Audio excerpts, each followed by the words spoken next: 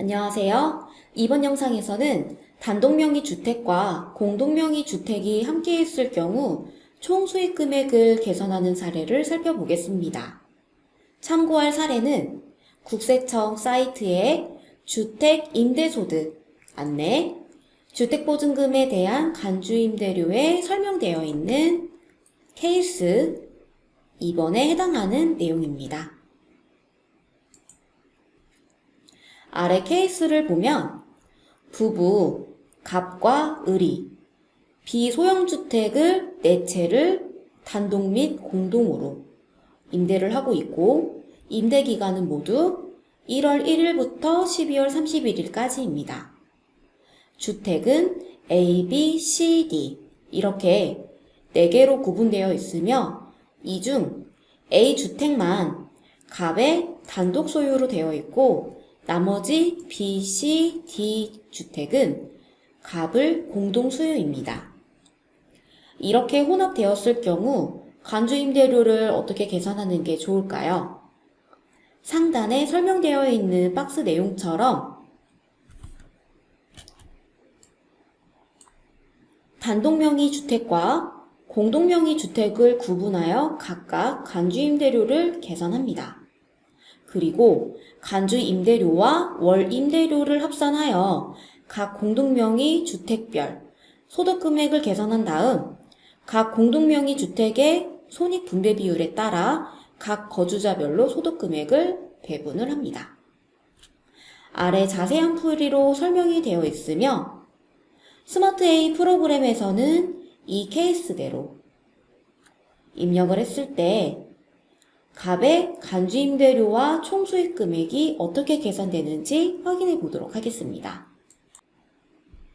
먼저 이 케이스는 앞에서 설명했던 것처럼 비소형 주택이 4채이기 때문에 부분 합산하여 주택수를 계산을 했을 때 공동명의만 보더라도 3주택 이상이 되겠죠.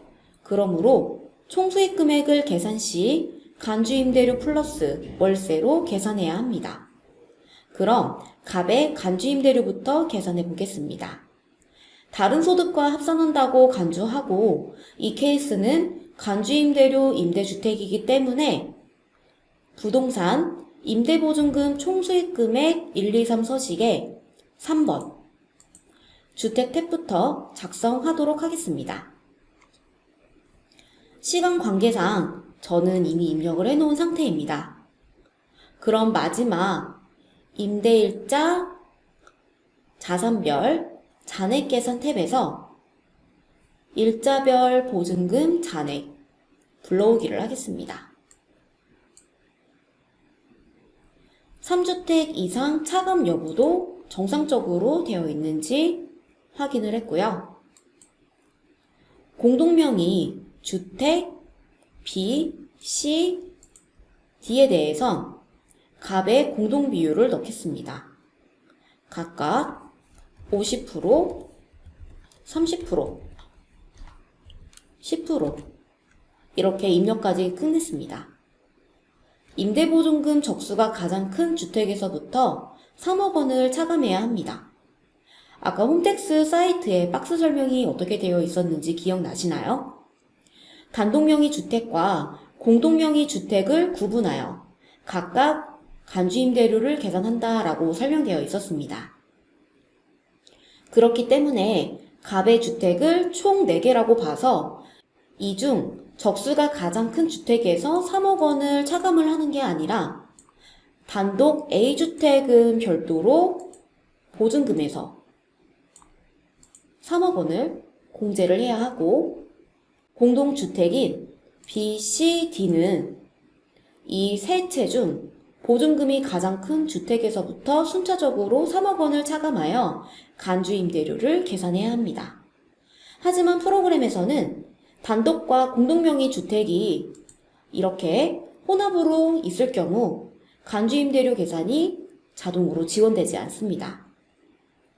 그렇기 때문에 직접 8번 공제欄에 공동명의 주택과 단독명의 주택에서 적수가 가장 큰 주택의 보증금에서 3억 원을 입력하여 공제 후 간주임대료를 계산을 해야 합니다. 지금 자동 계산된 내용을 보게 되면은 이 네 채를 하나로 묶어서 이 중 보증금 잔액이 가장 큰, 일수가 어차피 똑같기 때문에 보증금 잔액이 가장 큰 게 적수가 가장 큰 주택이라고 보면 되겠죠. 해당하는 보증금 잔액 5억 원에서 3억 원이 빠지고 그 다음 총수익 금액이 계산된 걸로 확인됩니다. 하지만 단독주택인 A 같은 경우에는 별도로 개별 계산을 해야 되기 때문에 보증금 잔액 4억 원에서 공제를 3억 원을 합니다. 이렇게 입력을 한 다음에 공동주택 B, C, D 중에서 적수가 가장 큰 보증금 잔액인 공동 B 주택에 대해서 공제액 3억 원을 차감을 하여 간주임대료를 계산을 하면 됩니다.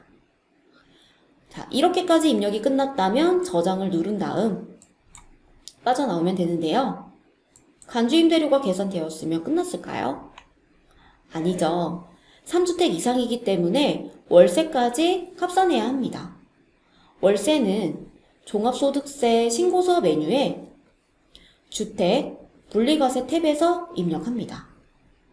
주택 분리과세 탭에선 부동산 임대보증금 총수익 금액의 3번 주택임대 탭에 입력한 데이터를 불러올 수 있고, 불러올 경우 입력한 공동소유 여부 및 손익분배 비율도 함께 반영됩니다. 월세는 반영되는 부분이 없었기 때문에 직접 이 메뉴에서 입력합니다.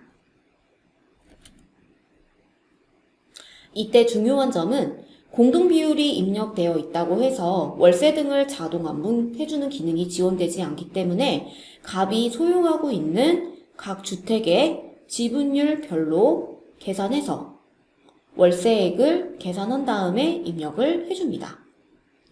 아까 사례를 같이 한번 보도록 하겠는데요. 먼저 A주택은 단독이죠. 단독이기 때문에 월세 120만 원이 고스란히 100%다 입력이 돼도 됩니다. 이렇게 월세를 입력을 했고요. 다음, 다른 주택에 대해서는 월세가 없지만 C주택에 대해선 월세 130만 원이 있고요. 지금 소유 현황을 보게 되면은 갑은 이 C주택에 대해서 지분율 30%를 갖고 있습니다. 그러면 월세를 입력할 때 130만 원을 고스란히 다 입력하는 게 아니라 130만 원에서 30%만큼 직접 계산을 한 다음에 C주택을 찾아서 월세 계산한 금액이 39만 원이더라고요. 이렇게 금액을 입력을 하게 되면은 알아서 자동으로